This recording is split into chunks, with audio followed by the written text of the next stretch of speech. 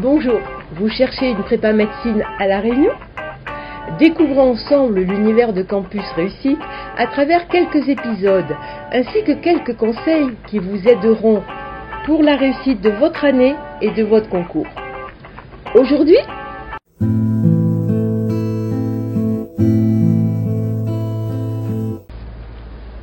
alors durant l'année, on va avoir pour beaucoup de gens, voire au moins une fois dans l'année, un échec.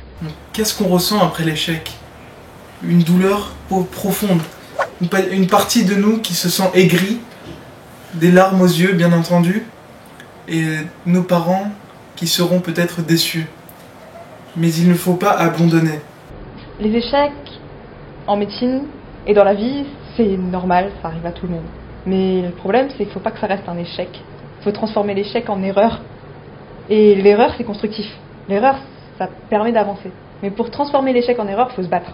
Ça peut être un échec sur l'école de la prépa et aussi au concours. Il ne faut pas se laisser abattre parce que la colle, c'est juste un exemple, c'est juste la mise en situation de ce qu'on a appris, d'accord? On peut y remédier, on aura d'autres colles qui reviendra sûrement sur ce chapitre-là, sur les chapitres qu'on a vus, et on pourra faire mieux. Et au final, on aura des concours blancs et le vrai concours qui confirmera nos connaissances. Certains échouent après le premier concours du premier semestre. Je dirais qu'il n'y a qu'une seule façon d'échouer, c'est d'abandonner avant même d'avoir réussi. Et si cet échec-là arrive au concours, il ne faut pas se laisser abattre parce que le concours est en deux parties. Nous avons une partie en janvier, décembre plutôt, et une partie en mai. Si on a quand même des notes suffisamment basses pour pas être classé, il faut obligatoirement se donner à fond au second semestre parce que peut-être au niveau du classement vous êtes à, je sais pas, une vingtaine de places de celui qui est pris en dernier. Donc continuez à avancer, battez-vous au second semestre et si c'est pas suffisant, vous avez encore une deuxième année possible. Même si au premier semestre de médecine on est mal classé, il y en a certains qui transforment justement cet échec en erreur et se classent au deuxième semestre avec des remontées phénoménales. Il y en a qui remontent de 60 places. C'est juste parce qu'ils avaient la volonté. C'est juste parce qu'ils se sont battus. Parce qu'ils ont dit moi je veux ça. Moi je veux donc moi je me bats. Et si on se bat pas on n'a rien. L'échec, j'ai vécu l'échec. Mais il y a des gens qui le vivent mal, il y a des gens qui pleurent, mais moi je savais que j'allais rater. Donc des fois on le sait. Quand on le sait vraiment, on peut s'y préparer à l'avance. Je m'y suis préparé 2 fois à l'échec. La première fois j'ai raté, la deuxième fois par contre j'ai eu une surprise et j'ai réussi. Mais de toute façon il faut s'y préparer. C'est le meilleur des conseils que je peux donner, c'est que l'échec ça tombe sur tout le monde et il faut s'y préparer. Pourquoi est-ce qu'il ne faut pas abandonner? Je suis passionné, motivé, et je veux être médecin plus tard. Cela ne suffit-il pas pour se battre jusqu'à avoir son année en une fois, en 2 fois?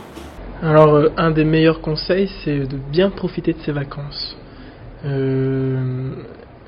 Quand on profite bien de ses vacances, ça nous permet de vraiment prendre un nouveau départ en fait. Et même quand on réussit, il faut quand même profiter de ses vacances car ça permet vraiment de se ressourcer pour mieux recommencer ou bien mieux refaire ce qu'on n'a pas pu réussir en fait. Alors concernant les échecs, moi quand je commence l'année, j'ai déjà commencé sur un échec parce que j'ai eu un accident et pour moi un accident c'est vraiment quelque chose d'assez important, c'était assez grave, mes parents ils m'ont vu vraiment dans un caniveau et j'étais à la limite du coma, j'avais fait une hémorragie interne, j'avais eu 4 côtes cassées, c'était vraiment dans un sale état. Du coup j'ai fait entre guillemets un stage en hôpital avant la médecine. Ensuite quand l'année elle a commencé, comme j'aimais pas trop, je sais pas que j'aimais pas trop ce que je faisais, j'adorais ce que je faisais mais j'aimais pas trop le fait en fait de ne pas avoir eu de vacances, de ne pas m'être reposé. J'avais envie de travailler et en même temps j'avais pas envie de travailler du fait que j'avais pas eu de vacances. Voilà, c'était vraiment le fait de ne pas avoir eu de vacances qui était un problème. Du coup j'ai travaillé et je me suis rendu compte que je travaillais mais je savais pas de méthode, je savais pas ce que je faisais et du coup j'ai perdu 1 mois et demi. Ça pour moi c'était vraiment un des plus gros échecs de du premier semestre parce qu'au final, perdre un mois et demi, c'est vraiment avoir un énorme retard sur les autres. Faut montrer, faut dire ouais, je suis capable. Et si tu dis que tu es capable, tu peux tout faire.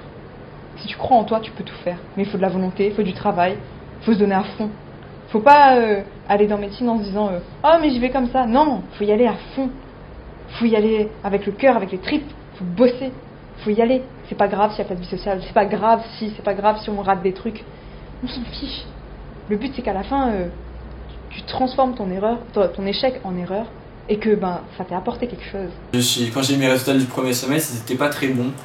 Alors c'était pas non plus catastrophique, c'est-à-dire que tu peux toujours passer, mais c'est quelque chose qui sert de leçon entre guillemets, qui te dit si tu travailles pas, si tu mets pas un peu du tien, et ça passe pas.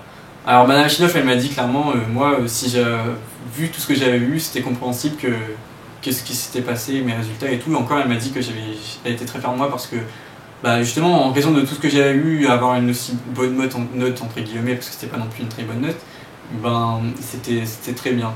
Du coup ça m'a donné encore plus envie au deuxième semestre de travailler. Je me suis pas laissé décourager, je me suis dit c'est pas parce que le premier semestre il est raté que le deuxième il le sera aussi. Il y aura deux réponses. Vas-y. Une réponse un peu loufoque et l'autre plus terre à terre. La première réponse, je leur montre une photo. Sur la photo il y a un vieux bonhomme, vieux, gras, bien poilu, avec un petit cigare et tout, à la plage. Donc il est dans l'eau. Et sur ce bonhomme, il y a une belle blonde, une belle rousse. J'aime bien les rousses. Une belle rousse, jeune, 18 ans. Alors lui, il a 50 ans, là, tiens. Et la belle rousse, elle a 20 ans, elle est accrochée à son cou, elle le câline, c'est mon doudou. Voilà. Pour les garçons, je dirais, tu veux être à la place de ce vieux bonhomme ? Alors, tu sais ce qu'il te reste à faire, travailler. Et aux filles, je leur dirais, tu veux être à la place de cette fille ? Alors tu sais ce qu'il te reste à faire pour pas l'être. Faut travailler, d'accord ? Non, allez, deuxième réponse, parce qu'il y a une deuxième réponse plus terre à terre. Ce que je dis souvent aux gens, c'est est-ce que tu veux être médecin ? Bon, ça marche aussi pour les autres spécialités. C'est vrai que ça casse un peu quand la personne veut faire kiné et que toi tu lui demandes est-ce que tu veux être médecin, il te répond non. Mais il faut à chaque fois rappeler aux gens pourquoi ils sont là. Souvent les gens, ils veulent être médecins. Et vouloir de l'argent, je préviens tout de suite que ça aide pas. Hein. Ça aide pas, ça aide au début, mais ça s'estompe rapidement. Hein. Être en médecine, c'est quand même une vocation. À un moment donné, tout le monde, dans un moment de déprime, se rappelle pourquoi il travaille autant. Mais voilà, pour réussir, il faut toujours se rappeler ce qu'on veut. Et une fois qu'on sait ce qu'on veut, ça va toujours un peu mieux. Ça arrange pas tout, mais ça nous rend quand même plus forts. Si t'as pas envie de travailler et que t'as eu un échec ou quelque chose, moi je te dis de relever la tête et de pas avoir de soucis là-dessus, parce que c'est pas parce qu'on a une mauvaise note qu'on n'a pas assez travaillé, c'est peut-être aussi qu'on a mal travaillé. Et du coup, c'est vraiment une question, comme je disais, d'organisation. Du coup, il faut vraiment faire attention à ce qu'on fait, bien le faire.